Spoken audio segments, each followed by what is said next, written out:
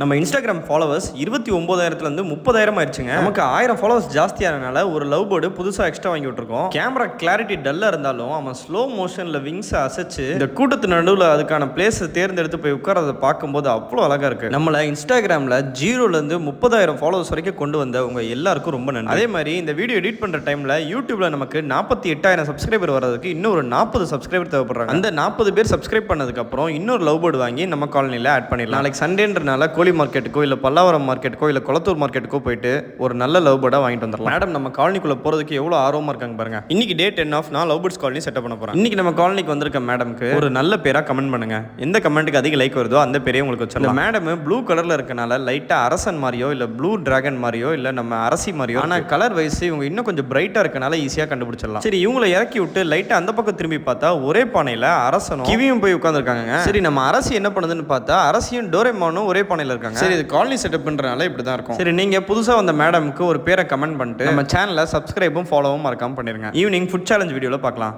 Thank you for வாட்சிங். Tata bye by.